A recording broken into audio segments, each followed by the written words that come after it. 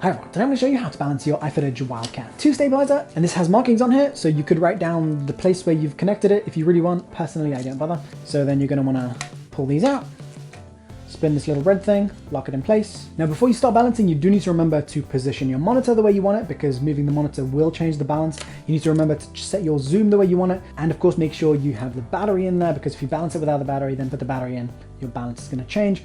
So basically have the camera ready to go, then balance it.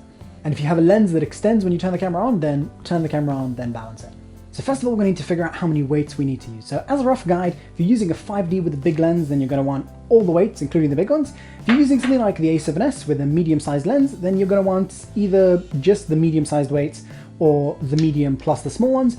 And then if you're using something like a GoPro or an iPhone, you're going to want just the small ones or none at all.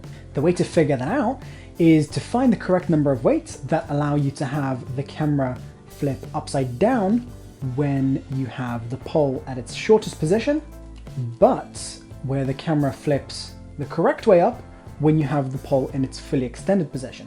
If you don't manage to find that, then the slightly more difficult way is to find the correct number of weights that allow you to position the pole somewhere in the middle to get around a 3-second drop time. So for example, right here,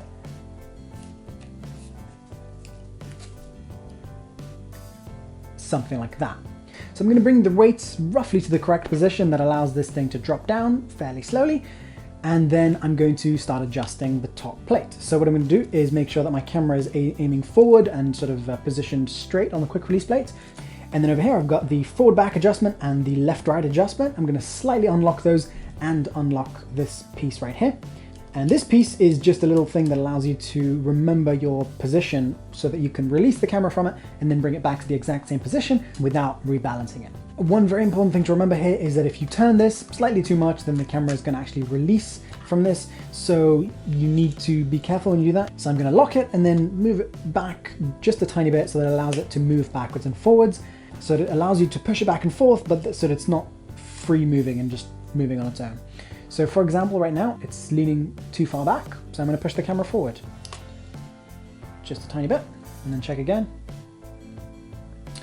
That's roughly correct. And then the left right adjustment, I'm going to look at it and I'm going to see that it's tilting a tiny bit to the left. So I'm going to adjust that by moving the camera to the right and then check again. And I've moved it too far, so I'm going to push it back. That's almost correct. Whichever direction it's leaning towards, you're going to want to move it back the opposite direction. Now this does have markings here, here, and here, so that you can remember the place that you were before and just bring it to the same number and be balanced again. But this thing doesn't take very long to balance, so you can just balance it based on how it's floating. So that's roughly correct. And then I'm going to check my drop time, and I'm aiming for around 3 seconds.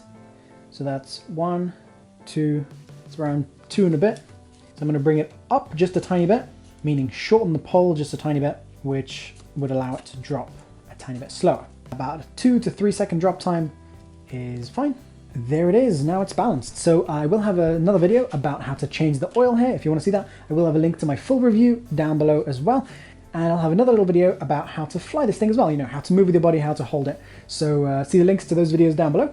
And of course, if you have any questions, feel free to ask me in the comments, and I'll see you guys soon. Bye! Alright guys, thanks for watching. Visit my channel for lots more awesome filmmaking and photography videos, like lighting techniques, DIY projects, behind the scenes tutorials, cameras, lenses, adapters, shoulder rigs, stabilizers, flashes, LEDs, microphones, bags, straps, studio backgrounds, tripods, float heads, sliders, multi-tools, and lots more cool stuff!